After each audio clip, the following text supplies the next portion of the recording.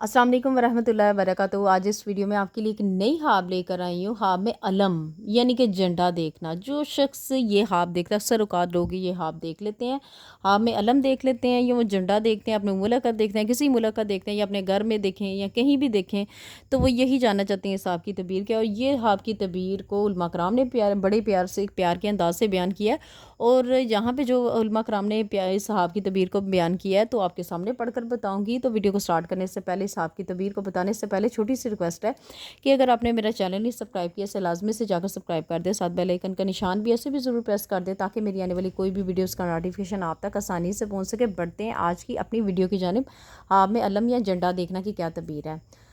झंडा ख्वाब में दाना, मर्द या अमाम ज़हद या ऐसा शख्स है जिसकी लोग ताबेदारी करते हैं, यानी कि झंडा ख्वाब में देखना ऐसा शख्स की अलामत होगी जो लोग उसकी ताबेदारी करेंगे। और अगर देखें कि इसके हाथ में झंडा है, यानी कि अगर आपने देखा ख्वाब के हाथ में झंडा है, आपने ख्वाब में ये देखा है कि हाथ में झंडा है, तो दलील है कि इस किस्म के आदमी से जिसकी ऊपर तारीफ़ हुई है, जिसके ऊपर तारीफ़ हुई है, आशना होगा और इससे राहत पाएगा। और अगर ये देखें कि झंडा इसके हाथ से गिरा है, यानी कि पहले तो ये हाथ में पकड़ा हुआ था ना कि इससे तारीफ़ और आशना होगा, और अब ये हाथ किसी ने देखी है कि हाथ से झंडा गिर गया है या खो गया या गुम हो गया, तो इसकी तवील इसके खिलाफ़ होगी, ये इसके खिलाफ़ होगी।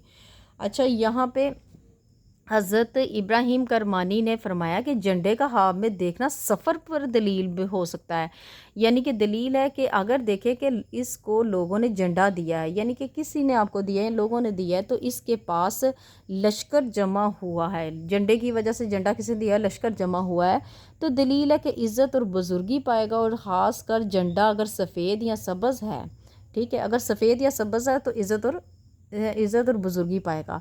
हज़रत जाबर मगरबी ने फरमाया कि अगर देखे कि इसके हाथ में बड़ा सफ़ेद झंडा है तो दलील है कि इसकी सोहबत किसी बुज़ुर्ग मालदार शख्स से होगी, यानी कि सफ़ेद झंडा देखना उसकी सोहबत किसी ऐसे आदमी से होगी जो नेक होगा और मालदार होगा, और इससे खैर यानी कि इससे फ़ायदा भी पहुँचेगा और इससे उसको नफ़ा भी पहुँचेगा, ये मनफत पाएगा। और अगर देखें कि इसके पास सब्ज़ झंडा है, यानी पहले सफ़ेद झंडे की बात हुई, अब सब्ज़ झंडे की, सब्ज़ झंडा तो दलील है कि जाहिद और दीनदार होगा, यानी कि जाहिद होगा, नेक राह पे लगेगा, दीनदार होगा। और अगर देखें कि इसके पास स्याह झंडा है, यानी कि अगर किसी ने स्याह झंडा देखे तो काजी या खतीब होगा।